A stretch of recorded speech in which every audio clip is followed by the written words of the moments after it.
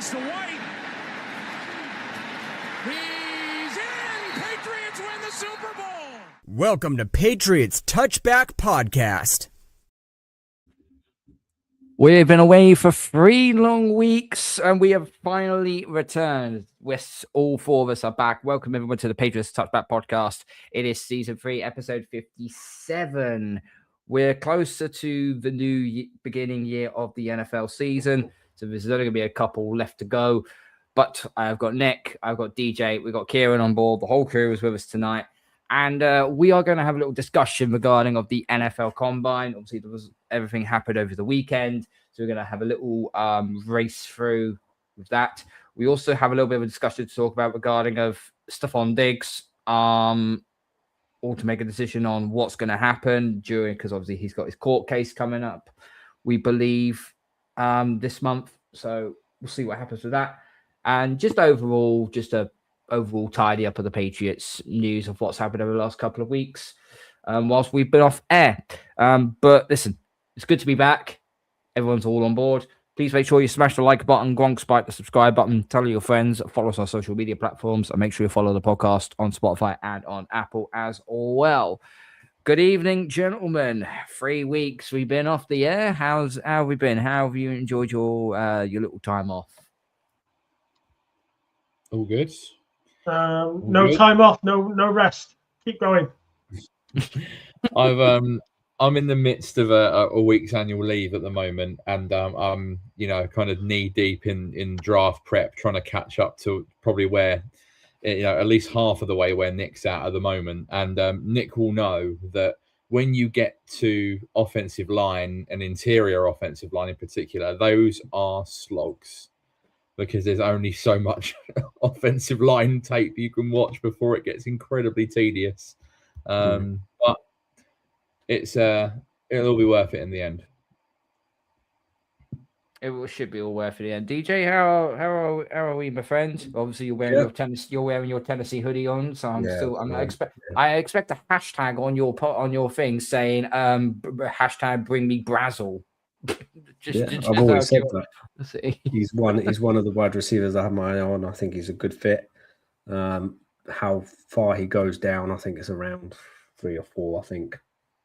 But yeah, I'm all for getting that wide receiver. If he's still there around 3, I'll be hell surprised. But anyway, okay. Obviously, the combine was over the weekend. We're gonna have a little bit of a discussion on that. This is in the wheelhouse of Nick and Kieran. This is where they come to play. This is their expertise in all the draft and so on. So we're gonna first start off. Obviously, everyone's YouTube, or at least Nick's done his board. So, but now the combine has been done. There's a lot of moving and shaking that's been going around. So, Nick, who has been your biggest riser? Doesn't matter which position it is. Who's your biggest riser that you've seen after the combine? What I would say before we get started is one of the things I picked up and I learned over time listening to people far wiser than me is that while the underwear Olympics may be all singing and all dancing and everyone's attracted to it, it's ultimately what you watch on tape is the main attraction. So just because someone doesn't test very well in the combine, if you've watched enough tape that you see this and you see that and he's positive and you see the traits that you're looking for, don't then get distracted by the fact that he didn't run a fast 40 time or whatever. So that's just something that, sticks with me all the time. Now, while I mentioned the 40 time, that's something else I will say. And Mike Florio on PFT says it a lot. When you have to run 40 yards or more in a straight line as fast as you can, depending on what side of the ball you are on at the time, either something has gone very right or something has gone very wrong. And so the need to run 40 yards quickly in one direction doesn't necessarily mean everything in football. But one thing that I do pay attention to is that 10-yard split. That first 10 yards, which every 40-yard dash time has a 10-yard split, because it is that time that I pay more attention to. That initial out of the blocks, reaction speed, go. It's all laser timed and everything else. So it's that 10-yard start that I pay a lot of attention to, because it doesn't matter what position you're playing, how quick you get off the mark has a big bearing on whether you reach your target or not. So they're just sort of two things that I look for. I would say, going back to your question of who's impressed me the most, I think it depends. It's hard to pick so many players because there's different positions and what have you. But if I look at quarterback, the player that impressed me the most was Taylor Green. Now, I personally don't think he's going to end up playing quarterback. I think if you converted him to a tight end, maybe a wide receiver, I don't think he's big enough to be a tight end, but certainly a wide receiver. He's 227 pounds. 6'6". He did a 40-yard dash of 4.36 with a 10-yard split of 1.55. His vertical leap was 43.5 inches. His broad jump was 11 feet. He sounds more like a Mike Evans type of receiver, if I had to be very, very honest with you. It's a bit 227 is a bit light to be at tight end. Really, I don't think he'll end up being a tight end, but he's just got that ability to change positions. And I think if he's going to have a career in the NFL, he should probably consider switching to wide receiver. Monroe Freeling was another player that impressed me with his performances. So again, there's so many names, and it's so hard to pick and say, well, it all depends on what you're looking for. I mean, like hair of the combine must go to Grennings Dunker. I mean, that ginger lock. I mean, fair play to her for a mullet like that. Good God, man! Someone should draft you just for your hair, And so, go on. I hear a hint of jealousy in your voice when you. Hey, grass doesn't grow on a busy street. I love you, regardless of what color it is. So I try to not get caught up in the razzmatazz of thing, and I'm still going through numbers as it is and what have you. But there are a few players that I wasn't sure whether they were a first round or a second round, and just watching them perform, I'm sort of starting to get a clear sign of whether they were actually a first or a second. So, but yeah, Spencer Fano, he was one that disappointed. I'll be honest. I thought for his size, I think his tackle performance doesn't look great, but his guard performance does. So I think despite playing tackle for Utah, I think you'll probably see him play guard at the NFL level. So could you see him drop down the board then, if that's the case? Because he's projected to be a tackle. But I still think he's going to be taken. I still think he's going to be taken before we're on the board. Sounds like a New York Jet to me, if I've got to be honest with you. But anyway, Kieran, what about you? Who's been your riser? Well, there's obviously a couple of names that are kind of more relevant to us. I'll give a wider, league-wide name first. And I think after his performance at the Combine, there is a legitimate argument now that Sonny Styles could go as high as number 2 overall, right? that was an absolute ridiculous showing from him.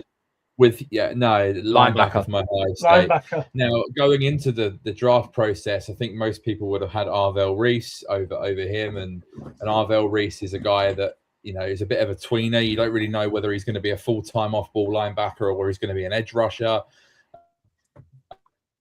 Sonny Styles is a pure off-ball linebacker, but then with his size and frame and with the ridiculous testing he put out, he's put himself into that consideration at number 2 now.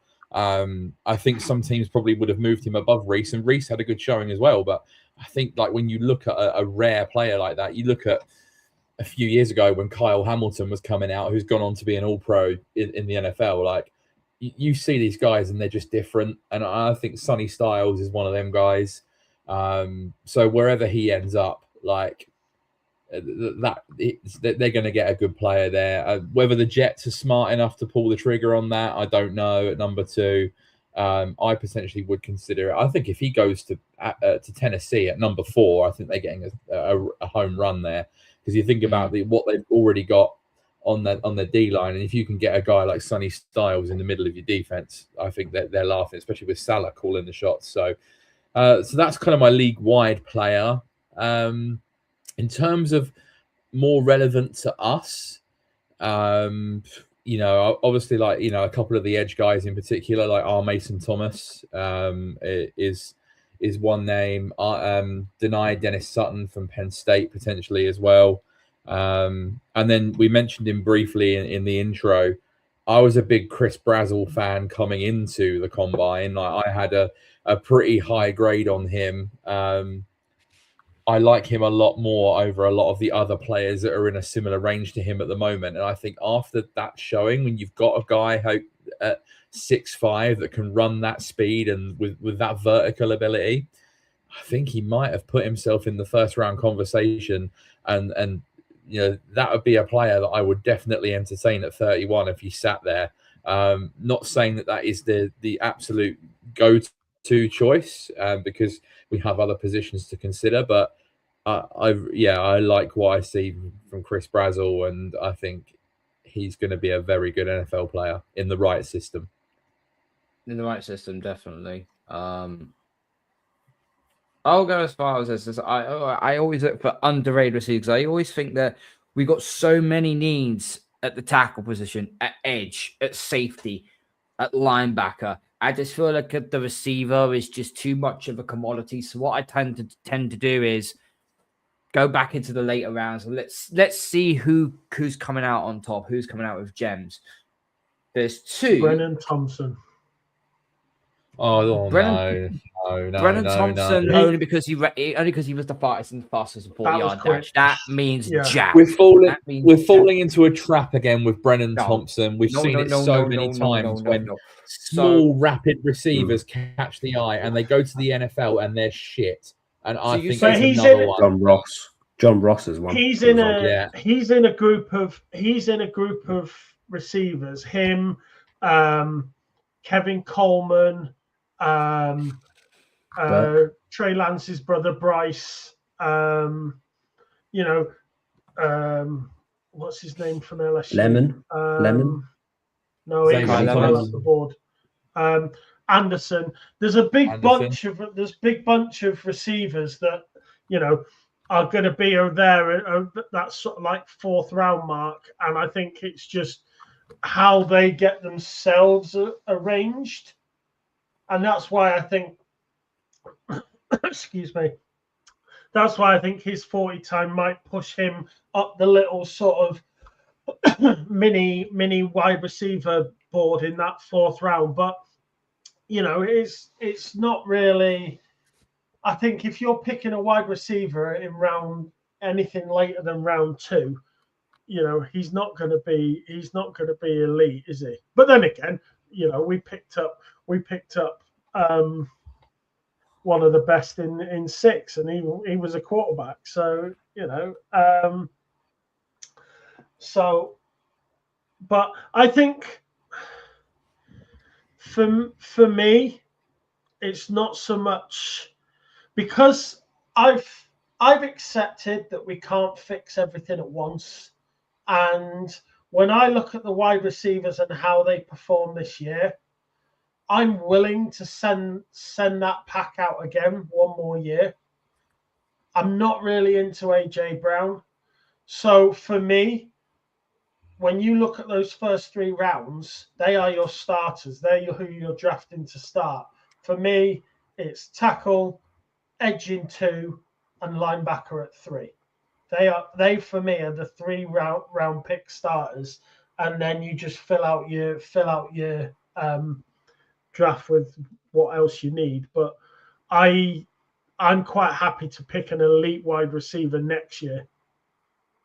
So there's 2 as I said, there's 2 receivers for me which caught my eye. They will go in the later rounds from round 4 back, which means that we have plenty of picks from round 4 onwards, just to let everybody know. One of them has literally had a fantastic combine. Jacoby Lane, the wide receiver out of USC. He was 10-yard split was a 1.58. So slightly was 0.5 less than the fastest one. But the fastest one that put up the list, he's apparently around to go in around about the 6th round. Wide receiver out of Cincinnati, Jeff Caldwell. He was the fastest on the 10-yard split, but he's meant to be a 6th round pick. That is definitely more of a development receiver. But keeping track of everything regarding of the offensive line, Max Ironarker, I think he'll be absolutely ideal for us. I've watched a fair bit of his tape, and the way he just moves defenders out of the way is just it's like pushing a toddler over. So good to see. DJ I think Lane's an interesting one you mentioned, Carl. I quite liked him even before the combine. I actually thought he's a guy that's 3rd round. I think would be a good position for him. I think he's done himself a lot of favors with that combine performance. He's someone I really like as kind of a vertical X guy that has a great amount of athleticism and speed. So I like that. Max Iheanacho, I agree with you, Carl. I think that the upside of Max Iheanacho is definitely there. I just don't think. I mean, he'd be perfect. I think he's perfect for us, right? In the sense that, you probably sit him for a little while. Have I frozen? No, I'm laughing. I'm laughing at the comment. Delusional Patriots fan has just put a comment. Big up to you, mate. If I go back and listen to your pick toe line at 31, I'm gonna lose it. Give me DP, please give me a very, very good reason as to why you think what pick an offensive line at 31. Tackle at 31. I think just on Iheanacho, I think ideal for us, right? Because we've said if we're going to take a tackle in the 1st round, a right tackle primarily, they're going to potentially sit behind Moses for a year and develop. And Max Iheanacho is going to need time. He's very raw, very inexperienced, that ticks all the boxes from a physical standpoint, but he needs to learn more of the game and certainly needs to, develop. So I think that would be ideal for us, right? Because we wouldn't have to thrust him into playing straight away. Personally, if I'm taking a right tackle, if it's me picking, I would rather take Blake Miller from Clemson. I'm a little bit higher on him than Max Iheanacho. I think Iheanacho probably has a higher ceiling, but I think there's a safer floor with Blake Miller. And I know Nick likes Monroe Freeling, but I do like him too. I also think he needs time to develop, but he's also a left tackle. And I'm not a massive fan of flipping players over to the other side, if I'm being totally honest. So yeah, I think Iheanacho is fine if he's being stashed and takes over in 2027. But I'd prefer to take Blake Miller personally, but that's just the draft is very subjective, right? Everyone has so many different opinions, and that's just mine. I have a higher grade on him.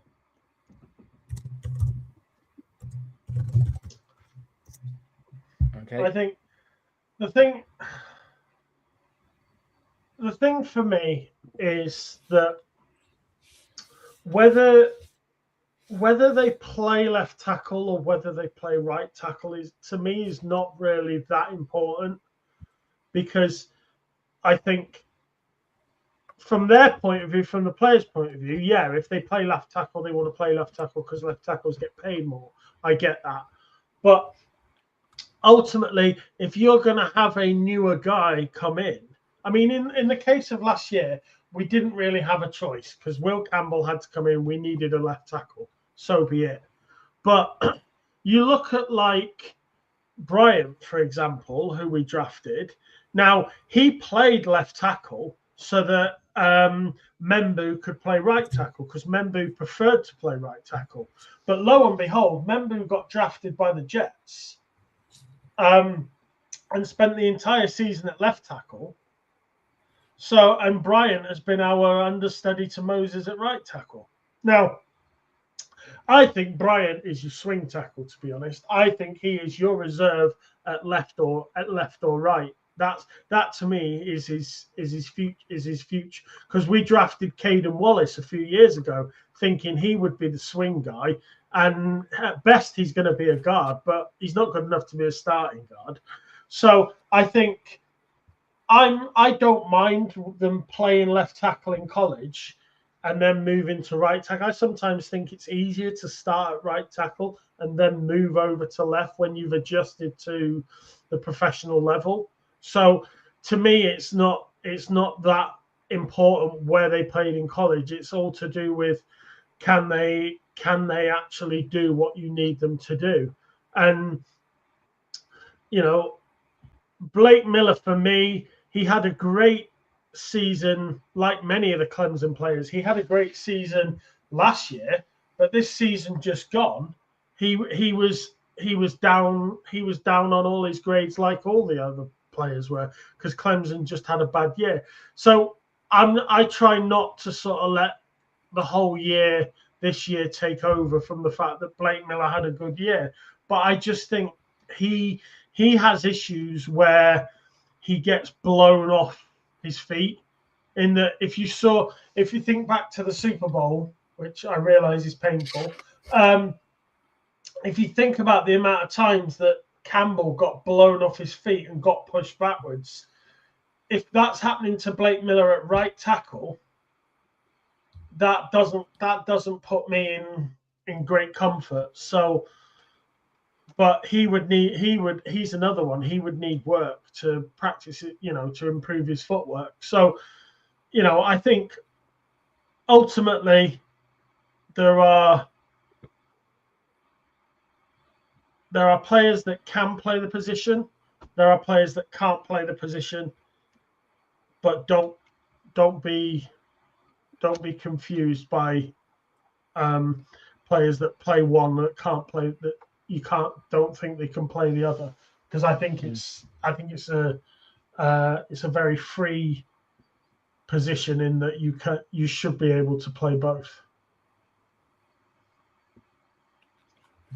DJ, you've been a little bit quiet, mate. What's I know you spoke in the group chat where you haven't spent a lot of time on the combine, but yeah, what any like draft prospects that you've seen that obviously Chris Basil was one of them, but who else are you thinking could rise up through the boards? Potentially we could get a nab at 31 or taking the second round at 63? Yeah, combine is something that I don't really agree with. Like, I don't think it gives you anything more or anything less on the day. They just perform how they want to perform. Like Nick said, what's a 40-yard dash going to really change in a game plan? It's more your 10 yards or whatever the case may be. So I also got two. It's your 10-yard split and your free cone drill, because your free cone drill is basically your cuts, your agile, how quick are you turning on the circle and so on. Which is why the best receiver that done that in the free free cone drill was Jeremy Bernard, receiver out of Alabama. Yeah, so I tend to look at tape more. That's what you're going to get from that player for how they've performed all year. The the only player that I kind of like did have a little browse over was, I didn't think he actually dropped the ball in the whole combine. Was that Casey Concepcion? Is that his name? Yeah, he was quite a lot of 3 words to describe him according to the reports: smooth as butter. Yeah, he did not toe off the line once. He could be what? What are we talking? Third, fourth, maybe? First round. He's going first round. He's going first round on the board. First round. I think no, he'll go first round. I'll guarantee you this right now. This is my hot take. He's gonna go to a team which we don't want him to go to. All right, I'll just leave it at that. Fourth wide receiver off the board, probably top 25. And no, Kieran, it's not Kansas City. You don't have to worry about that. It is another team. I know what you're alluding to, but I know there is one team in the NFL that is an absolute perfect fit for Casey Concepcion, and that team just hosted the Super Bowl. If you put him in that Shanahan offense in San Francisco, he is going to absolutely feast. So, I think that's where Concepcion ends up, personally. Did you know he had a running back as well? He was a beast. Love, is that his name? Jeremiah Love. Jeremiah Love. He's the first running back off the board. He's the first running back off the board. He's going Kansas City. This is the most freaking. No, he might go to the Saints. I think he's going top 10. Saints. Top 10. Well, it all depends because the Chiefs pick at 10. But Kenneth Walker hasn't been tagged, which means now he tests free agency. So we'll see what happens. If Kansas City do decide to get if KC get Kenneth Walker, then Jeremiah Love is off the board for them. That means I can see Love maybe falling further back. Chiefs at 10 and Saints at 8, I think. They're his 2 spots. They're Jeremiah Love's 2 spots. So they're even saying Jeremiah Love. The Saints have got a lot more holes than just running back. Let's not do a Ricky Williams type of situation, shall we? But there are teams falling in love with Jeremiah Love, like Arizona and Tennessee are in play as well, I think. So, I've heard that team up with Ward. DP's put no way is Casey getting out of round 1 if he makes it past 28. Some is trading back into the first to get in. Potentially. Yeah, I was going to say Sadiq tight end Oregon. Apparently he's meant to be Kenyon Sadiq. Yeah, I love this guy, but unfortunately he's going to play for the Broncos. He's going to go to Sean Payton and the Broncos. Well, Max Clare. No, Max Clare. Max Clare's another Hunter Henry. We want someone with receiving ability, but also with blocking ability. Now, Nick will be able to testify to this as well. I think I've watched maybe 15 to 20 tight ends. Out of those 15 to 20, there's maybe only 2 that can block. They're all F tight ends. They're just big slot receivers. Just think of Mike Gesicki. Vast majority of this class are tight ends that are basically big slot receivers.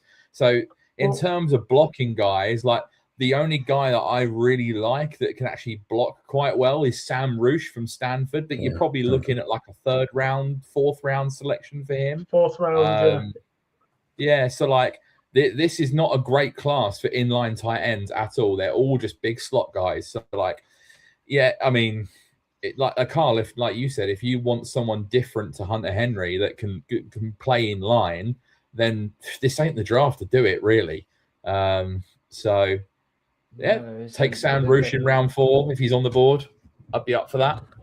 Question for Nick, in terms of because I'm not very thingied with the draft prospects and stuff like that. How deep is this year? Is it deeper than last year's? Is there some in what position? I don't know. I mean, as in an overall, just in general. I mean, can you get some steals at round 4 and 5s, and they can be you can in certain positions. You can in certain positions. For example, QB, it's a very poor draft. There's no depth at all. There's no depth at all at QB. QB is next year. Now, edge defenders, offensive line. That's where your depth is this year. That's where the big depth is. I think there's some good corners to be had in the first 3 rounds. I think there's some good safeties to be had in the first 3 rounds. But once you get into that day 3, there's a lot of hit and miss because that top 100. Once you're outside of that, it's shooting fish in a barrel because it's to try and score the good one in whatever position he plays is going to be very difficult. Because I spoke to, I stuck it on the group text, but it was mainly to Kieran. You look further back into the 6th and the 7th rounds, and there are some sleepers there that are decent, but they're never going to be, they're never going to be your franchise guy. They're just going to be stock fillers. I really like Cameron. I really like Josh Cameron from Baylor as a wide receiver. I like Zane Durant as a defensive interior from Penn State. Now, both of them, for their position, are undersized. They're small. They're lightweight. So, it's not great, and that's why they're that far down. But they're still showing traits that are attractive to a team. So, I think it's all about needs and strength of position. You cannot fix everything in one draft. So you just have to realize that maybe this year, like I said, this year you attack your offensive, you attack right tackle for next year, you get your edge defender and you get your linebacker. And then next year, when everyone's going QB, that's when you go wide receiver. So I just think that we're missing some kind of firepower this year, and that was noticeable, I think, to me anyway in the playoffs. I just felt that it all kind of crumbled a bit. Now we've got the situation with Diggs as well, which we'll probably go into in a bit, but you just don't know how that's obviously going to pan out. And I think we do still need that depth and that kind of playmaker. I mean, I'm hoping Carl Williams can kind of step up this year from that rookie year going into season 2 now. So he might. I think they used Kyle Williams predominantly as the deep threat. I don't think they used him in any other way. If Pop Douglas is going to be moving on, that's probably where I'll see Kyle. I think that's where you'll start seeing Kyle Williams play in that position. But then we are going to need another receiver to take the top off. The thing with the Patriots is the wide receivers that we have are one slot too high. For example, Diggs is our number 1. Well, really, he's a number 2. Matt Collins is our number 2. Really, he's probably a number 3. Boute's our number 3. He's probably a number 4. We've currently got our wide receivers stacked one position too high because we haven't got that elite receiver. But as I said earlier, I would rather leave it as it is, hit it one more year, and then get an elite wide receiver. Or Alec Pierce in free agency. I know we're going to do a free agency. He's your deep thrower. I didn't see us throwing that deep. He's kind of your deep threat receiver, and he's not really a. I don't know. I'd bring in someone like Evans, to be honest. Someone that's coming towards the end, 32. Yeah, but then you're going to need, but then you're going to have him and Hollins. They're two of the same guy. Well, I would say one of them is elite, the other one is mid. But, they're both the same tier receiver. I don't think we have to go mad with this at all, right? So we have 6 receivers on the roster currently. We're all in the boat that you could probably move Pop Douglas on, right? So that puts you back down to 5. You only really need to bring in one more, like to an upgrade to that, right? Because if we go into next season with wide receiver X, whoever it is, Alec Pierce or Chris Brazzell or AJ Brown, whoever it is, Diggs we'll speak about in a bit. There's a chance he's still here next year. Booty, Kyle Williams, Matt Collins, Efton Chisholm. You don't need to go all out. We don't need to be drafting 2 receivers really, like, because then you're cutting bait with somebody else that's already on the roster now. So I don't think we go mad with that. But there are other things we can do to improve that. Like, so we're going to need 2 tight ends, right? I think what we'll probably end up doing is we'll sign a veteran and we'll draft someone. So that there'll be 2 new tight ends coming through the door this offseason. Like Isaiah Likely, I think, if you pardon the pun, is relatively likely, given his connections. And I think that'll be something that we want to do. So you've got Hunter Henry and potentially him. And then, like I said, if you want to bring in someone like a Sam Roosh or an Oscar Delp from Georgia, who I really like as well, in the mid rounds, and then you've got your 3 tight ends, that helps your pass catching as well. And of course, with Antonio Gibson having been released, we're going to need a 3rd string running back. So then you start looking at the later stages of the draft, and there's no point in us paying a veteran running back, right? Because Stevenson's already on a veteran contract. You've just shifted one from Gibson. Henderson's got 3 years left on his rookie deal. So then you start looking at who you can get on day 3 to be your 3rd string back. I know Nick really likes Mike Washington from Arkansas, and he was excellent at the combine. That's another option you could potentially get. He's probably going to go round 5, maybe. No, he's going round 2 or 3 now.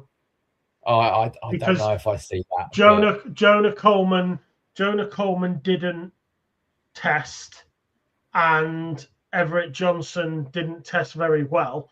So I think I've got Washington at 1, 2, 3, 4, 5. I've got Washington at 5 to go in round 3. He's at 7 on this board on NFLDraftBuzz.com. He's ranked at number 7. But another Nick Singleton from Penn State is another one that you'd look at in those mid rounds as well. Like there are options there. So like if you can go into next season having upgraded that one position. So if we just break this down again, pop Douglas out, new wide receiver X in. So that's your receiver set for next year. Isaiah Likely or other veteran tight end plus rookie tight end. So that's 3 additions. 3rd string running back, 4 additions, and then the O-line. We don't have to go too crazy. And I think one thing as well is like Jack Westover, he's not a great fullback. He's just not big enough to play the position for me. But isn't that what Lampy's in there? Lampy last year, who was one of the best fullbacks in college football, he got injured in training camp and ended up missing the whole season. I wouldn't be surprised if Lampy's the starting fullback next year. And then if you've got a good, powerful fullback in Brock Lampy, that can really help your running game. So I don't think we need to go mad with skill position players. Just 3 or 4 top additions, and we're there. Like May got a lot out of, as Nick said, a very, middling group at times. You've also still got Efton Chisholm as well. We've still got White Lightning to deal with. So. Talking of running backs, do you remember in the film Remember the Titans? Do you remember the black lad who was smiling when Denzel Washington was walking up the line in the gym, and he goes, "What are you smiling about?" And he goes, "Because football's fun." And he goes, "You think football's?" And he runs it. Football ain't fun now, is it? He goes, "No." Do you remember that guy? That guy. Remember the Titans? Did you know his son is a running back in this year's draft? Oh, Rajul Faison is in this year's draft. Rajul Faison. It's not a name I'm familiar with. Got him. He played for the Gamecocks, didn't he? Yeah, South Carolina. Yeah, 208 pounds, 5'11", ran a 4.55. Well, his dad was in Remember the Titans. Okay, well, it looks more like he's going to be in the back end 6th, 7th round, if not undrafted, because he's he's ranked 27th on this. Running back's a position I don't want to draft I don't want to draft a running back before round 5 anyway, because I just think there's too many to waste a decent pick on. You can get running backs at 3, undrafted, and there's no point wasting a pick on a running back. Can he hold the ball? Yes. Can he run in that direction? Yes. Right, go for it. And ultimately they're going to be the third string back, aren't they? So there's no need to overdraft a third string running back. So I completely agree with that. We're not a million miles away. I think people seem to forget that we managed to get to the Super Bowl with what we had, and if you add a few nice additions to it, with an upgraded receiver and a couple of new tight ends, that can make a big difference. Obviously the line has got to improve, right? So you want to try and bring in. I'm a big advocate, which we'll speak about this on Saturday. Big advocate for a veteran left guard coming in. We've spoken about the potential of drafting a rookie right tackle, which I think is something we should look at, as well as another rookie guard in the mid rounds. That's something that's got to be in consideration as well. But we're not a million miles away. It's not like we're going to regress to the mean. So it's important not to overreact to it. But it is so subjective, right? Because Nick, will have Nick's done a lot more in-depth research than what I have, but there are going to be players between all of us in here that we like and dislike. Nick mentioned Josh Cameron from Baylor. I don't like him at all. I think he's slow, stiff, and I just don't think he's going to be that good in the NFL. But it's so subjective, right? Because we're all going to like players that others won't like, and then we're all going to dislike players that some guys will like, and you just don't really know at this stage. But it's easy to become misled by the combine because, a name you mentioned earlier on in Brennan Thompson, ridiculous speed, twitchy as hell. But the guy is the size of a 14-year-old boy. And we've seen in previous, we said at the start, in previous history, the guys like John Ross and more recently Xavier Worthy broke the record. Okay, yes, he helped the Chiefs win a Super Bowl. We did nothing last season. Them smaller guys that have got nothing to their game other than speed tend to really struggle, especially if they don't have any body mass at all. They just get bullied by NFL defenders in press coverage, and just everyone's going, "Oh, Brennan Thompson's a sleeper." It's you're just saying that because he's run fast in his pants. Let's be honest. Okay, underwear Olympics. Yeah. One of the questions, one of the few things I threw out earlier, right, was basically one of the positions was safety, because we are going to need another safety. If Jalen Hawkins doesn't re-sign with us, does safety become a bigger need then than edge? Because then you're looking at the we're not going to tag him though. I thought we were. There was some kind of thing that we might tag him. If it's we tag quite him, expensive for that position. Yeah, it's 14 million, isn't it? Safety would be my first pick of the 4th round. The one that we've got from Chicago, I think it is. So that'll be someone like. That'll be someone like. Is it number 117? I think is our. Yeah, that'll be someone like, I don't know, Genesis Smith, or is that? I like him. There's two Arizona boys, one at safety and one at corner. Trading Stooks. Yeah, Stooks and Smith. Mm-hmm. You score them together. Wow. If you can get both of them together, that's a combination and a half. I like both of them. But I would, if the draft was going my way and I was in charge, like I said, tackle 1, edge 2, linebacker 3, safety 4. They'd be my first four picks, regardless, based on what we know at the moment. But that will change based on what we do in free agency. But the first three, regardless of what happens in free agency, they are locked in. They're where I would go. Yeah, I'm sort of picking your brain here. I can see if they're in the, say like they're in the 4th or the 5th round. If they drop to the 5th round, because we've got 2 picks at the 5th. 2 4s, 2 5s, 4 6s. Let's just say we go too far. Let's say they're stuck in the 5th round, and we actually have those picks. We do end up taking Stooks and Smith. I do love a good combination of someone's come out of college. It's like, right, okay, we're in the NFL now, but at least we know each other as a pair and we know how we work. And then you just leave the question is ultimately, Craig Woodson, you keep being a boss, what he did all season, all out for your pro season. Do you use those 6th round picks to bump up your others? Like, for example, you've got 2 4th rounders there, one mid and one at the end. What's to say you don't throw 1 or 2 of those 6th rounders with that middle 4th rounder to bump up to the top of the 4th round?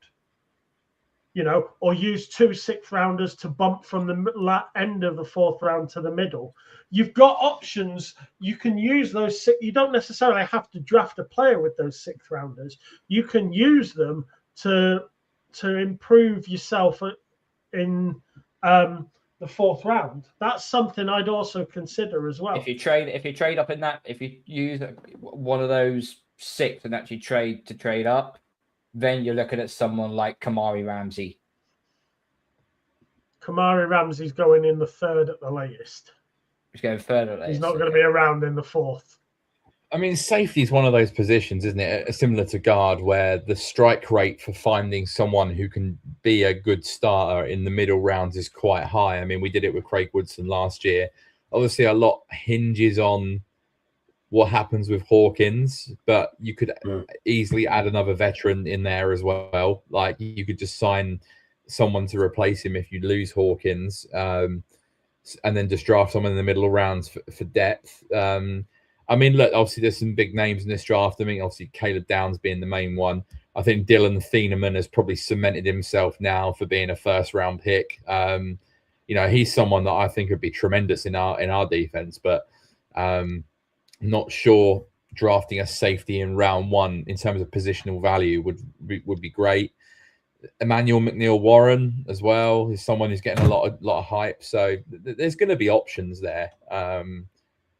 But yeah, I think if we can come away with, like Nick said, with the list of priorities, I think if it was sitting at 31, if you get your wide receiver, if you get your future tackle, if you get your edge rusher, I think you can't really go wrong, to be honest, with any of those selections. I'm really sort of talking myself into R. Mason Thomas. Just think he's a good fit for us. You put him, if we can re-sign Chase on, if you put R. Mason Thomas opposite him, you've got Landry factoring in, you've got Jennings and Ponder. Like, I think you're good. I was on Mason Thomas. I did like him, and I still do like him, but I think the right tackle position where we're drafting, to me, has more importance. When you look at the back end of the 2nd for edge defender, you can still get Romello Height from Texas Tech, who had an absolute barnstorming year this year. You can still get Overton from Alabama, who's still there, who should, in theory, still be there. They are two edge defenders who, at the back end of the 2nd round, are absolute smashing picks. And it's only because of the depth at edge defender going into the late 2nd round that I prefer to do it tackle then edge, as opposed to the other way around. Because I think once you go past Blake Miller, who will be the early 2nd, your depth for tackle isn't as good, and that's why I would do it that way. Unless we're getting an edge in free agency, I can see us going edge to start. And I know obviously that then puts us on the back foot on hoping one of these tackles fall to us in round 2, which isn't very unlikely. Isn't very likely, beg your pardon. But if you do end up taking tackle, then it's a good job that the edge is in a very, very deep class. The problem is, though, who are you going to get you know, who are you going to get in, around in that bracket? Because I'll probably say for the likes of TJ Parker, Danny Dennis Sutton might be there. He might be gone mid-second round. Mason Thomas is definitely going to be gone there. You look at players like Marvin Jones Jr. out of Oklahoma. You're looking at Vincent Anthony out of Duke. Malachi Lawrence from UCF, I think, could be a potential option at the back end of two if he's there. I don't know if he might go a bit higher now. But Malachi Lawrence was the third best on the 10-yard split. So his stock might have gone up as well. I think, yeah. I think DP said edge and tackle. Okay. I think with Malachi Lawrence, I think he had, I mean, I've not got to him yet, but I think just from what I've read, kind of had like a third round projection. So you'd think with that being bumped a little bit going into the second, could he be on the board when we pick in the second? Or even if it's within range to use one of those later picks to trade up for him, I think that's potentially an option. He's actually ranked 23 as well on the NFL Draft Buzz board here, which isn't great to be honest. Let's have a look. 40 was very good. His vertical was 40. His broad jump was 130. His 10-yard split 159, which is very, very good. But his hands are quite small and his arm length 33.58. I'm pretty sure that's the same size as Will Campbell's. I could be wrong. He's 6'4" and he's 6'4" in height as well. Weight 253. So, which is on the PFF big board at the moment. Just to look in here, he is ranked number 61 overall. So that would back end of the second round. So would potentially be in range for us. Yeah, if I look at run defense represents a significant limitation. He plays soft at the point of attack and struggles to anchor against double teams. Lacks an instant win rush move that offensive coordinators must account for on every snap. Frame carries weight unevenly with a leaner lower half than his 250-pound listing suggests. Struggles to stack and shed offensive linemen when engaged in the run game, and limited sample size as a high-volume pass rusher creates uncertainty about how his production translates when forced to play every down. That sounds like a third, fourth rounder to me, despite the fact he did well at the combine. That's a lot of stuff to clear up. Yeah, I mean, he's not going to, if you take someone like that in round two, they're not going to play a full-time starting role, are they? But if it's someone that can offer you a lot of juice and like provide pressure off the edge as a rotational edge rusher, then that's the kind of guy that you want to grab. I mean, I'm just looking at the board now on PFF. The guys around him, you've got Derek Moore from Michigan, Joshua Josephs from Tennessee, LT Overton from Alabama, Denai Dennis Sutton from Penn State, Romello Height from Texas Tech. Like, they're all in the same sort of range. So, one of those guys should be on the board theoretically at that point. So, yeah, just have to see how that pans out. But it's so hard to project, isn't it, with free agency on the doorstep, because you just don't know how any signings are going to influence the draft, really. Jennings Dunker has got an arm length that's half an inch longer than mine, but I've got a wingspan that's over an inch longer than his. So I must have wider shoulders than him. Because we did for the college pod, we did that. We did that, preview for tomorrow. We did that. We selected a position and we went and we did our stats. So obviously, having played left tackle, I did that, and I've got an arm length of 33 and a third of an inch, but I've got a wingspan of 82 and a half inches. Maybe there's something really wide shoulders. Maybe there's something we can bring to the actual to the draft event in April, where we all just take our measurements and just see how far we can where we can all get drafted. I look like an anorexic fucking Rosie O'Donnell, but anyway, it's what it is.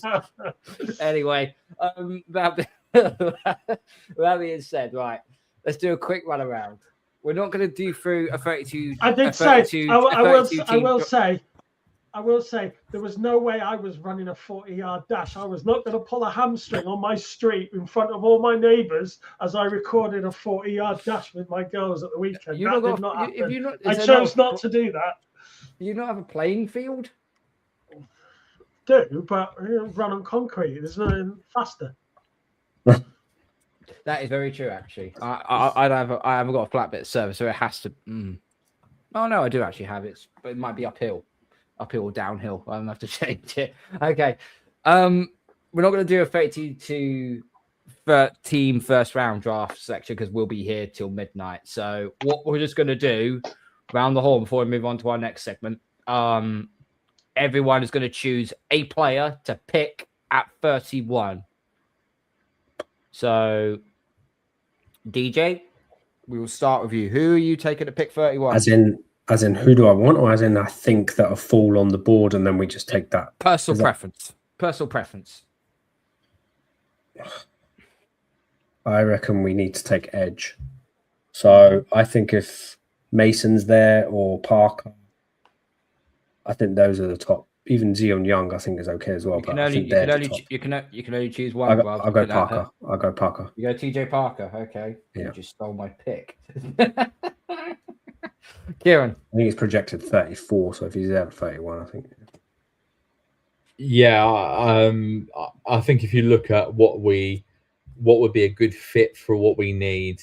I mean, you can go multiple ways, right? I'd love to say Chris Brazzell, but I think that's just a reflection off the back of the combine, and we just don't know until free agency's out of the way. So I am going to say and stand pat. Well, I think the best fit for us at 31 right now is R. Mason Thomas, edge rusher from Oklahoma. Yeah. Okay, Nick. Tackle. Best available, say Caleb Lomu or Max Ianshaw, or you can only take one. Whoever. Yeah, mine would be whoever's the best available. So let's go Caleb Lomu, for example. Caleb Lomu. Okay, right. Okay, thank you. Caleb Lomu.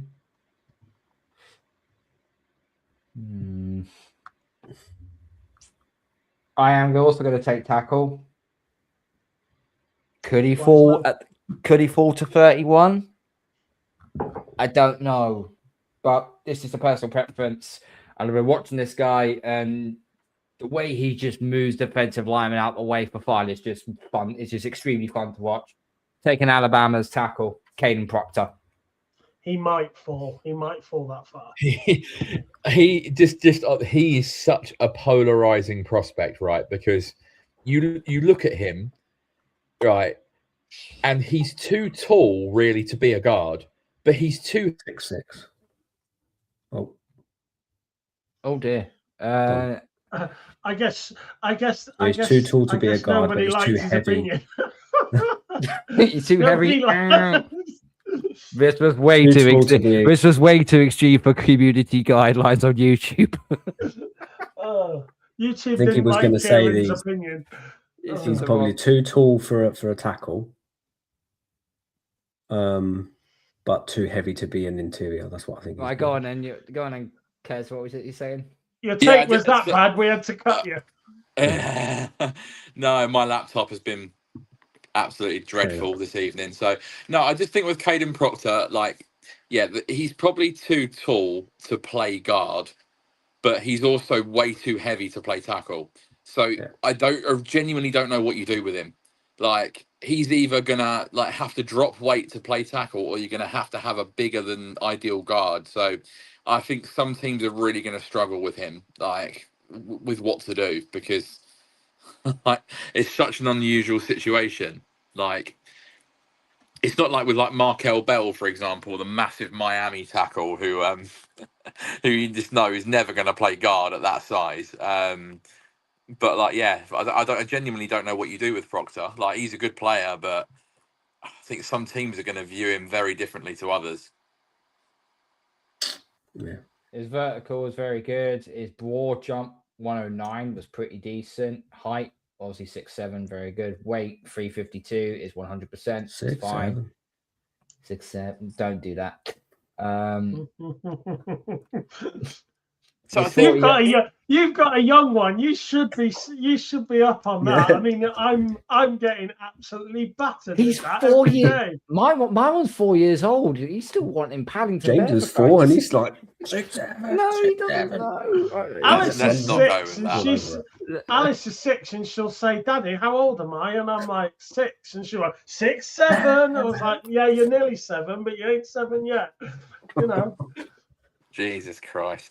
Apologies for our listeners if you're getting absolutely tormented Yeah. by this. Well, it wasn't as bad as the sweatshirt fucking conversation I had to listen to yesterday. I think just on Proctor quickly before we move up, he's listed at 366. Yeah. If he gets down to 340, I think 340 he can play tackle. But you're relying on him dropping over 25 pounds. Hang on, let me just look at 369 I've got here, but yeah. something that you could consider while Carl's looking. Something you could consider is if you are adamant that you don't need a tackle for a year because your tackle would sit behind Moses anyway, then you could get a second round tackle in at least the 4th round, which is Isaiah World. Oh, I'm so glad you said that, Nick. the reason he's available that deep is because he's tore his ACL. Yeah. So he cannot play this year. He would have to redshirt this year anyway. Not redshirt, injury, IR. He'd have to go on IR for the year. So he's not going to be available till next year anyway. So you could get a second round tackle because that's what he was predicted to be, a second round tackle. You could get a second round tackle for maybe 4th round. I don't think he's going to fall far past mid 4th. You could get value if you're willing to wait a year for him to be fit. That's the same. Yeah. To be fair, that's the same at wide receiver with Chris Bell, because Chris Bell should be. My words again. Chris Bell should be a 1st round wide receiver. He's not going to be because he's just tore his ACL and his MCL. So he's out for the year. So if you don't need the wide receiver straight away, then you can draft him in, top of the 2nd, mid-2nd, and you're getting a 1st round wide receiver. So there are some players that if you are willing to wait for them to be fit in a year's time, you can get them at a steal of a price. But I just don't know whether that's the only way. And, I know I said I would pick tackle. That is the only way I would not consider taking a tackle in the 1st round if I was going to take Isaiah World. That's the only reason as well. I like it when we're singing off the same hymn sheet, Nick. Because great minds think alike here, and that's the way it is. Isaiah World is my mid-round stash. You two are sitting on the same sofa then when it comes to April for our draft night. That's I really like Isaiah World. Nick's hit the nail on the head. I'll just have our newbie sitting alongside me, so I was like, you just sort of learn off me. Maybe, I don't know. Anyway. I just think Nick's hit the nail on the head. He's someone that, like, if he hadn't torn his ACL in January, he's 100% going higher. Like, I think there's a lot to like. He's got a lot of upside, and if you can get him in like the 4th round and stash him for a year, then I think that's a great pick. And then Nick mentioned Chris Bell from Louisville as well. He's one of my favorite receivers in this draft, but probably not going to get much out of him as a rookie because of his ACL injury as well. So, like, if a team, I mean, I can't imagine we're going to take Chris Bell, but if a team like that doesn't have an immediate need at receiver, but looking forward to 2027 might have a player up for a contract who they're not going to retain, to stash Bell for a year so that he can come in 27 as a starter, I think is a really smart thing to do, because I think he's a hell of a player. So it's interesting that literally the 2 names I had marked as injury stashes are the same 2 that Nick likes as well. Okay, right. Let's move into another segment that we had coming up, and it is quite a bit of a serious one. The Stephon Diggs situation. Now, obviously, he had his court appearance. When did he have it? It was after the Super Bowl, wasn't it? Or is it due to? Was he due to have it? He's got a date Mid-April. So we need to decide what we're doing because he's due this money next week. 14th of March. 13th, 14th of March. So we need to decide what we're doing because a month after that, he's got his court date. So it's one of those. Do you trust what he's saying? Do you trust that what he's saying is the truth or not? Because if you have any doubt in that he's not telling the truth, then you cut him before next week. If there's one thing that Belichick, we lament him for being a very good defensive coordinator, but it was one thing we did lament him for. If there was someone in that organization that did anything wrong, he wouldn't hesitate to cut them. Me personally, I have to say I'd cut Diggs. I really would. There's a few players I'll mention them on Saturday, but there are a few players on that roster that I would cut. I reckon you just try and work out a new deal with the clause that if you get done, then that contract is void. And he is also, and if you think about it as well, he's also Drake May's go-to guy. And then he will need to build up chemistry with a new number one receiver, which wouldn't be so bad because Diggs is 32, turning 33 this year. And, he's had a year off from the torn ACL. But maybe getting another receiver in that hasn't had a torn ACL might actually help even better. If you look at the two people to cut, one of them is obviously going to be Pop Douglas because he was a 6th round pick. He hasn't got any money on it. So he'll be he won't cost much at all to lose. We'll try and trade him. You won't get a lot for Pop. That'll be a pick swap, I reckon. Late round. It'll be a 7th round pick swap or something along those lines. It'll be nothing drastic. But yeah, the Stephon Diggs one is the real conundrum. Because if you do extend him, then you got to hope that what happens in court, if he is found not guilty, then at least we can breathe a sigh of relief. But if he's found guilty and we've extended him, then we put ourselves in a fucking huge hole. So this is where Nick is correct. We have to be calculate about this.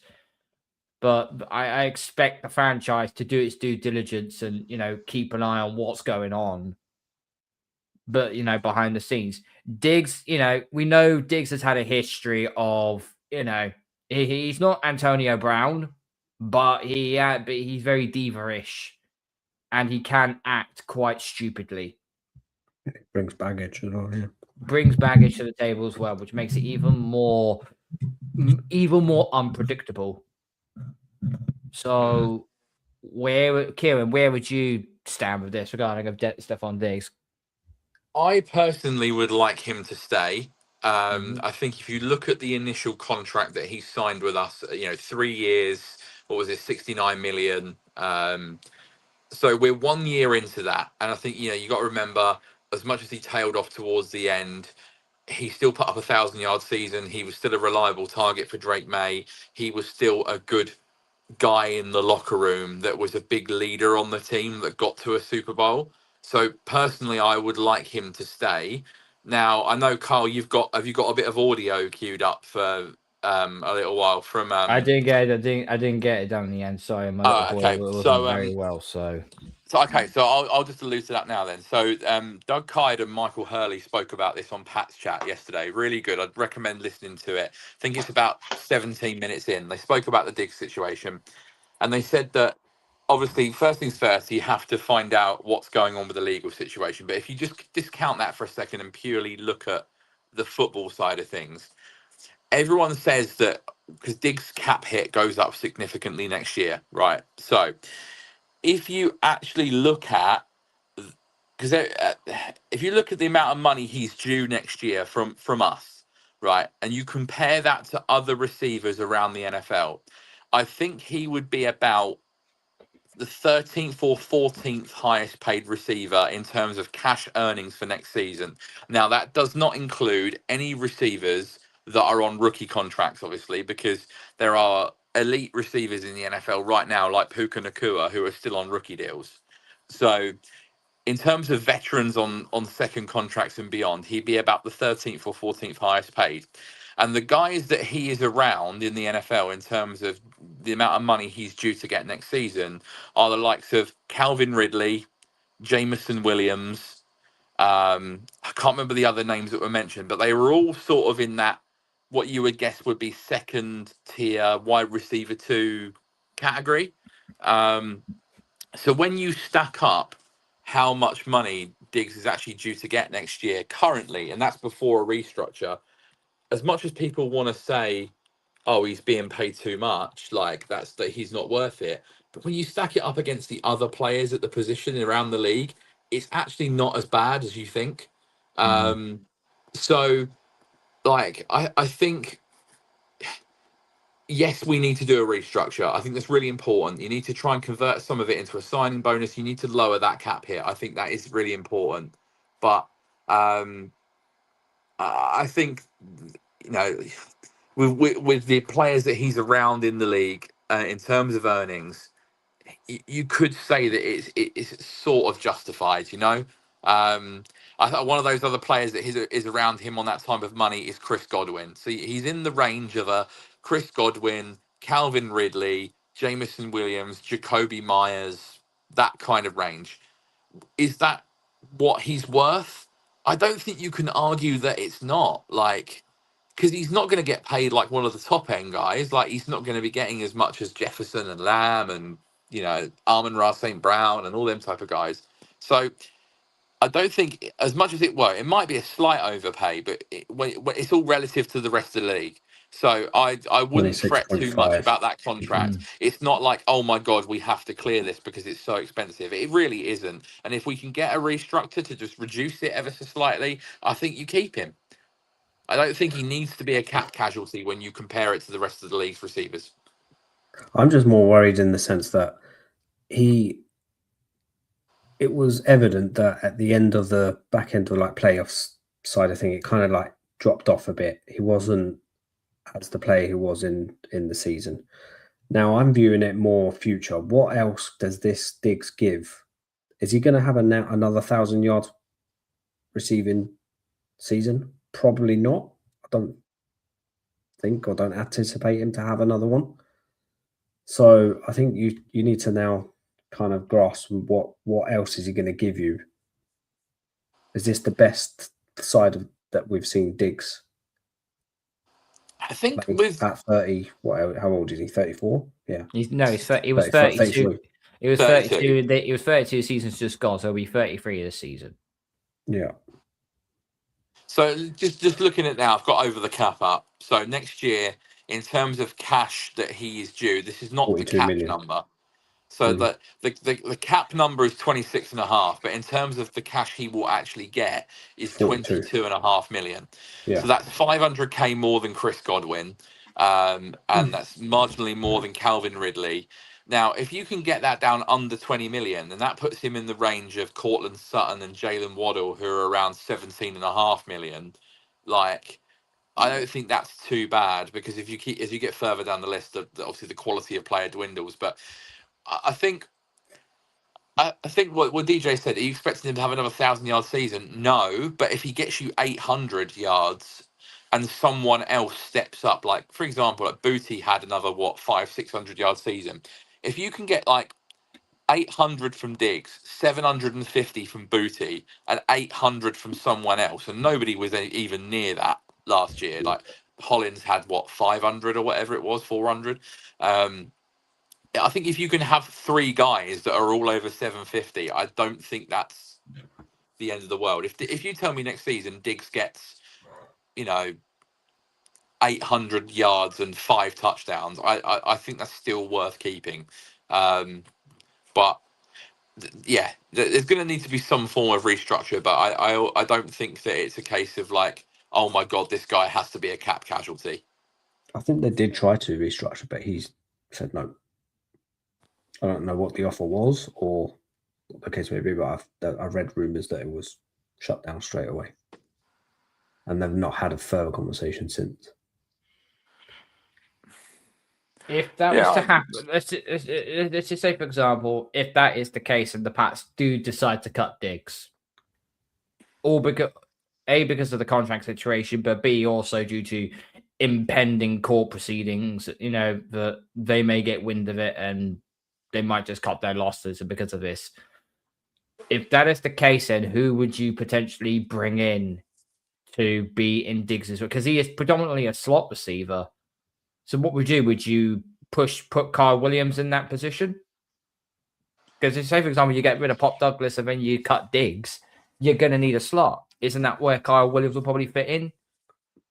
I think the hope will be that Kyle Williams can make the step up and make a leap in his second season. That's certainly what you would like to think. But I think in that situation, if you lose Diggs as well as Pop, then you need to probably sign a receiver in free agency and then draft one as well.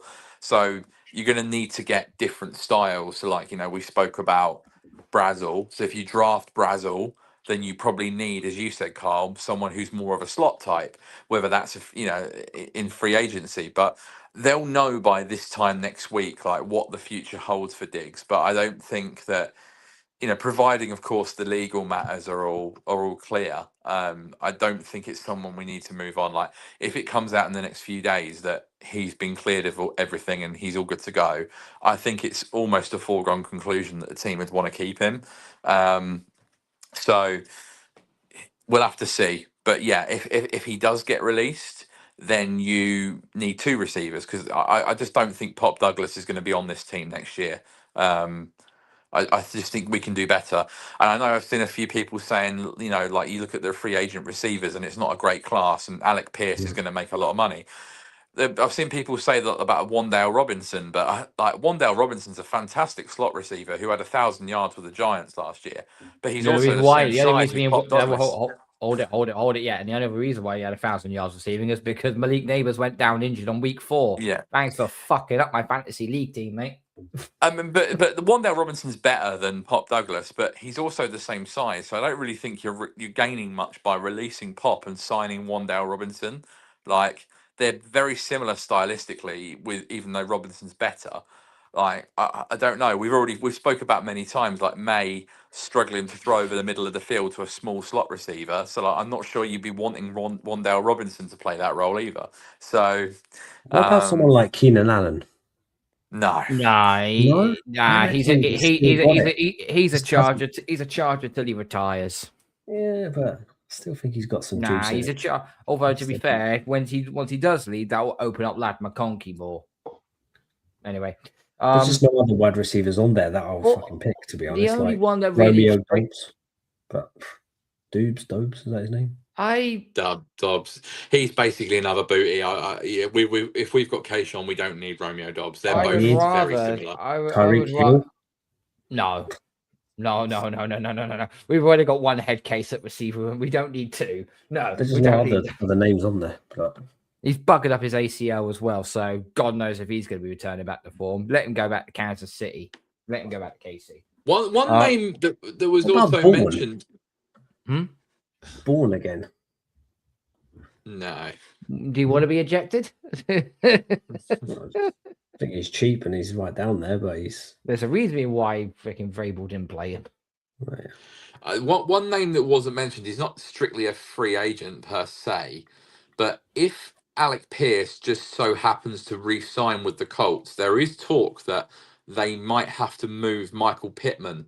Now, that could be a name worth monitoring because that would be a good replacement for Diggs, potentially. Someone who's a lot younger on a similar amount of money who can play outside and in the middle as well. So if Pittman becomes available for a trade or if they end up releasing him, that's someone that I would definitely be interested in going forward.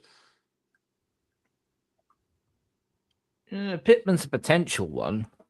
But the thing is, they've already put the franchise tag on Alec Pierce. So no, they haven't. They've tagged Daniel Jones. So that's why apparently Pierce. Yeah, Pierce is going to test free agency before making a decision. So I think he's just bumped up his asking price basically. Hopkins we'll see. Is available. Who? Careful. Nuke Careful. Hopkins. Nuke, no. Nick's mate. I was fine with him 2 years ago, but no, last year he was awful for Baltimore. He was awful for Baltimore, I'm not going to lie. The only name that does spring to mind potentially, and he probably won't have a chance of getting him, but if we was to move Kai Williams into the slot and we lose Diggs and Douglas, then maybe use the money and go and get Mike Evans. And I know it's a bit awkward because he has got, I think it was DP in the chat here said he's got cheese strings or hamstrings, which is actually a very good description of that. Really. Yeah. But you can't deny when he is fit and healthy, he is one of the most unplayable receivers in the game. I've got no. Only Marshawn Lattimore can get in his face and deal with him. Only Marshawn Lattimore, and now he can't deal with him anymore. So, no. I got no issues with Evans coming in, but only if Diggs is gone, because I don't think you want two receivers who are on the wrong side of 30. You know, what would be 3 with Matt Collins? I don't think you want that ideally, because you're going to get Mike Evans on like what, a 1-year rental at most. You know, he's 33 this season. Like, how much longer is he going to play? Obviously, he's going to want to go to a contender, so that puts us in consideration. But like, I don't think you want to be having him and Diggs and Hollins. So I think it would have to, if we release Diggs, then yes, absolutely, I would look at that. But yeah, I think what we'll end up doing is we'll have a bit more. We'll have a bit more of a discussion on that on Saturday when we do our roster building and our free agency show. So that will be on Saturday night, 9 p.m. as usual. We'll be going through our roster, who's going to get cut, who are we going to keep, and obviously we'll also have the discussion as well of a certain corner who needs paying as well because he's about to hit a contract year. So we've got a lot to talk about on Saturday regarding of that. But I think we're going to call it a night there, guys. Great show to be back for the first time round. And yeah, on Saturday night we'll be back. We'll be discussing more about free agency and obviously who are we going to pick up and who are going to lose. So thank you to DJ, thank you to Nick, and thank you to Kieran. Make sure you smash the like button on the way out. Gronk, spike the subscribe button. Tell all your friends. Follow us on social media platforms. Make sure you follow the podcast on Spotify and Apple. And we will see you for episode 58 on Saturday night, the free agency show. That will be an absolute good one. So thank you to all of us here. Good night. God bless. We all we got. Is that still going? Oh, you're fucking useless. Good night. We'll see you Saturday. That's last year.